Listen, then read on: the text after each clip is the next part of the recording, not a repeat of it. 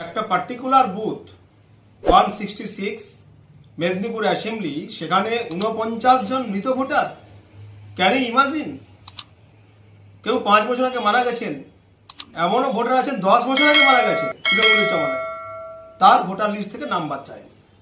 অর্থাৎ একটা বুথে 49 জনের নাম আমরা খুঁজে পেয়েছি প্র্যাকটিক্যালি, বাড়ি বাড়ি গিয়ে, যেটা বিএলওর কাজ। তৃণমূল প্রভাবিত বিএলও হওয়ার জন্য তিনি এগুলো দেখতে পান না। এই সমস্ত ভোটারদেরকে ভোটের দিনে ছাপ্পা মারার জন্য রাখা হয়। ছাপ্পা করা, রিগিং করা, বুথজাম করার যে মশলা, সেগুলো হচ্ছে এগুলো। সেই জন্য এসআইআরকে ভয় পাচ্ছেন মুখ্যমন্ত্রী। প্রিয় দর্শক, কেন মমতা বন্দ্যোপাধ্যায় ভয়ে নির্বাচনের আগেই ভোটার তালিকা সংশোধন নিয়ে লড়াই শুরু করে দিয়েছেন? বিহারের ভোটার তালিকা সংশোধনের আগেই মমতা বন্দ্যোপাধ্যায় তার দলের নেত্রী মহুয়া মিত্রকে সুপ্রিম কোর্টে পাঠিয়েছিলেন মামলা করার জন্য, কিন্তু মামলা করে কোনো লাভ হয়নি। নির্বাচন কমিশনের কাজে বাধা সৃষ্টি করতে পারেননি তৃণমূল কংগ্রেস। বিহারে প্রায় ভুয়ো ভোটার বাতিল হয়েছে 65 থেকে 66 লক্ষ। এই যে এতগুলো নাম বাদ গেল, কাদের নাম বাদ গেল জানেন?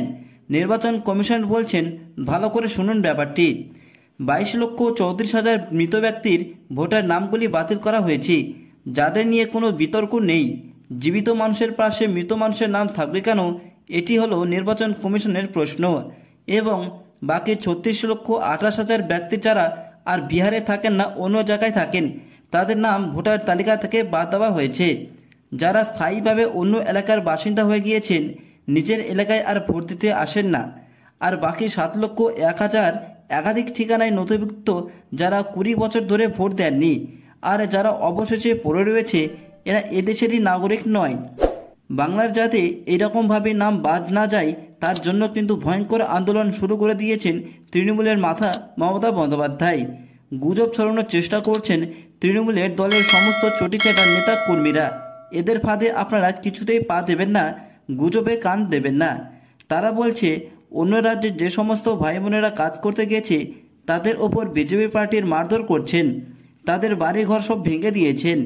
বাংলার মানুষের কাছে মিথ্যের কাহিনী তুলে ধরছেন এই তৃণমূল কংগ্রেস। এই সমস্তভাবে যদি বাংলায় নাম বাদ যায়, তাহলে মমতা বন্দ্যোপাধ্যায়ের ভোট ব্যাংকে বিপদ ঘনিয়ে আসবে। প্রিয় দর্শক, আপনারা কি মমতা বন্দ্যোপাধ্যায় এবং ও তার ভাইপোর মুখে একবারও শুনেছেন মৃত ব্যক্তির নাম বাদ দেওয়া উচিত? কিংবা আপনারা কি তাদের মুখে শুনেছেন যারা পশ্চিমবঙ্গ ছেড়ে অন্য রাজ্যে চলে গিয়েছে, তাদের নাম বাদ দেওয়া হোক?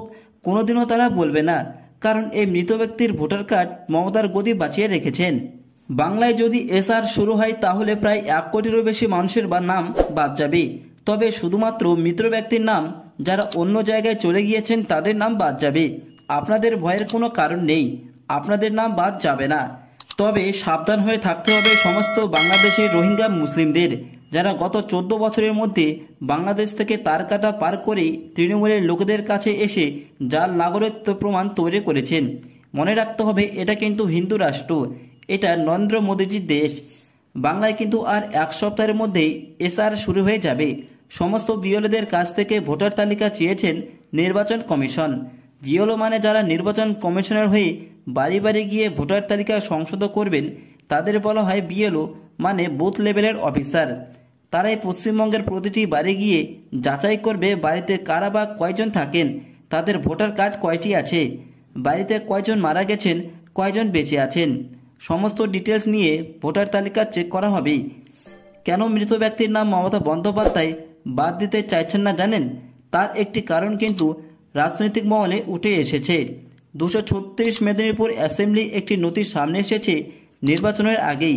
নির্বাচনের চোখে মেদিনীপুর বিধানসভার 166 নম্বর বুথ, যেখানে ভোটার রয়েছে প্রায় 715 জন।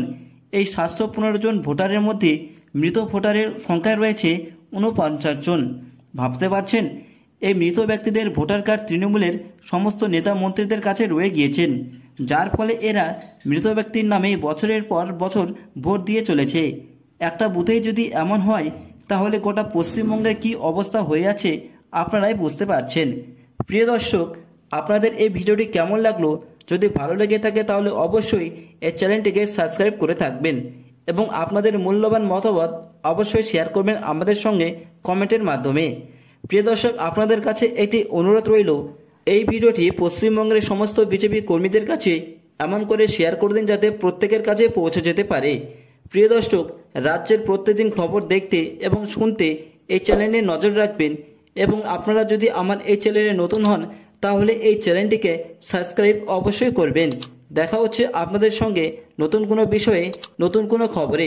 ততক্ষণে পাশে থাকুন, দেখতে থাকুন। ধন্যবাদ।